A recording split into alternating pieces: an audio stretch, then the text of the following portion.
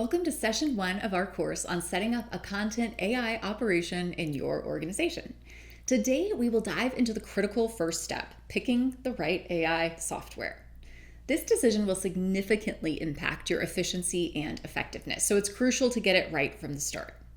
As you know, AI can revolutionize your content creation process. It can increase efficiency, improve accuracy, and provide new insights. Imagine automating repetitive tasks, analyzing large data sets for actionable insights, and enhancing the overall quality of your content with minimal effort. But to reap these benefits, choosing the right tool is crucial. You need a solution that fits your specific needs and integrates seamlessly into your workflow. When evaluating AI tools, focus on several key features. So from the tech perspective, you need to make sure natural language processing, or NLP capabilities, are there. You need to be sure that AI can understand and generate human-like text. That may sound like a basic ask, but it's actually not true of all content AI tools. Beyond NLP, consider additional functionalities. So machine learning can create predictive analytics. Natural language understanding is actually different from NLP. It stands called NLU, and it creates better comprehension and natural language generation, NLG. Look for tools with robust data analysis capabilities, enabling you to gain insights from your content and to improve future strategies. Integration options are critical. Your AI tools should easily connect with your existing systems, whether that's your content management system, your CMS, your marketing platforms, your data analytics tools. For instance, if your organization primarily uses Microsoft products, Microsoft Copilot would be the logical choice due to its seamless integration with the Microsoft ecosystem. Similarly, if you use Google Workspace, look for AI tools that can integrate smoothly with Google's suite of products.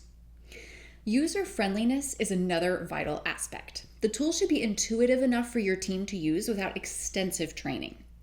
Customization options are also important. Every business has unique needs, and your AI software should allow you to tailor its functions to meet those needs. Ethical considerations are paramount when choosing AI software. Ensure the tool adheres to ethical guidelines, such as those set forth by the organization Anthropic. You can go read some of their documentation if you want some ideas of what that kind of language sounds like. They focus on safe and ethical use for AI. The AI should be designed to prevent harmful outputs, to respect user privacy, and to ensure data security. Data privacy is a critical factor. The AI tool must comply with regulations, like anything that it's capturing being subject to GDPR, COPPA. Regardless of what your industry is, there will be specific regulations you need to ensure user data and confidentiality. Testing AI tools for their performance is essential. So you're not just going to pick one. You want to test a few and see if it works for your use case. Is it trainable enough? Can it get your company voice? Does it have the quality of output that you're looking for? I would recommend setting up pilot projects. Start by selecting a small, manageable project that can serve as a test case, okay? Something you're going to try out, something you do all the time. This project should represent the typical tasks that your AI tool will handle, but be limited in scope to allow for quick evaluation. So a series of blogs maybe, or a bunch of social posts. Assign a team to oversee the pilot project. This team should include individuals who will use the AI tool regularly, such as content creators, editors, and IT specialists.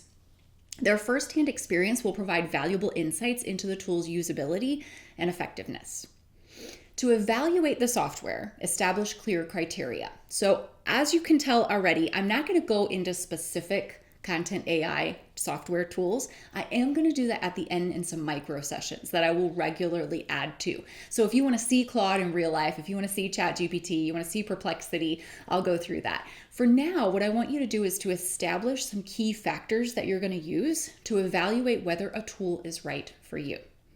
We already talked about some of these, but I'm going to reiterate them because of how important they are. So let's say you've got this pilot project framed out, you've got your team who's ready to evaluate. Number one, is it easy to use?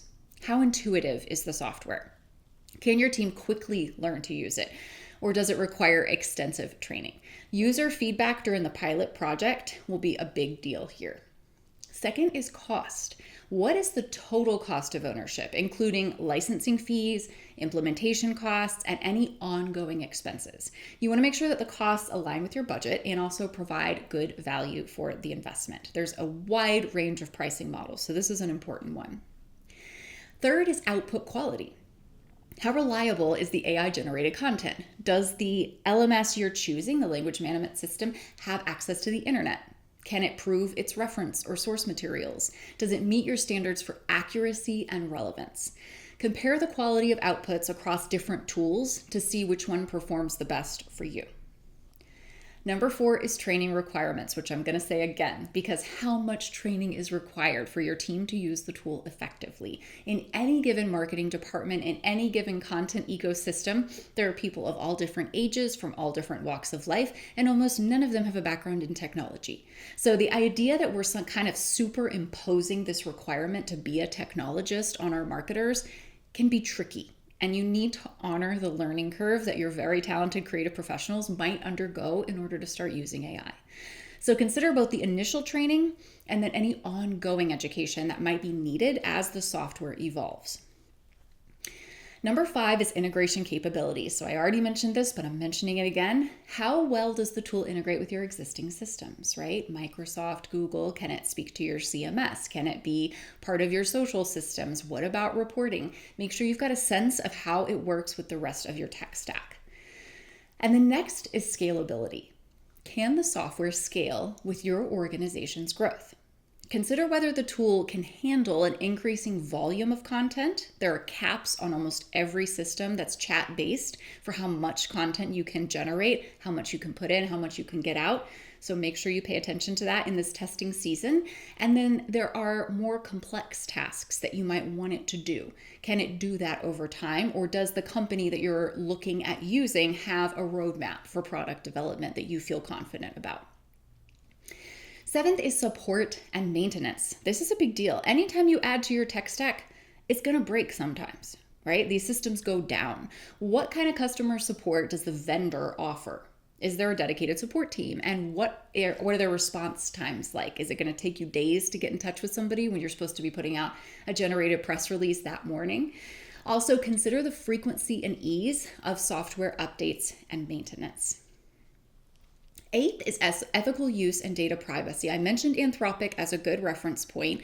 Does the tool adhere to ethical guidelines and ensure data privacy?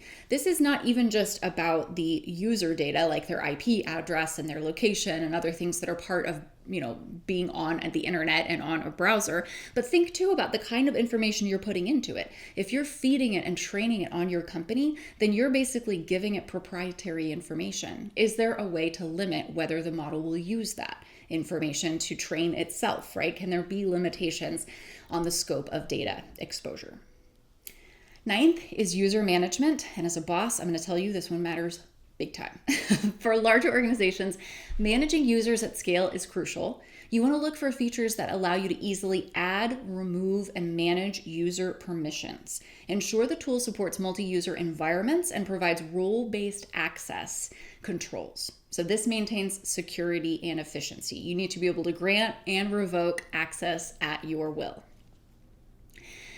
During the pilot project, gather data on all of these criteria through user surveys, performance metrics, and direct feedback from your team.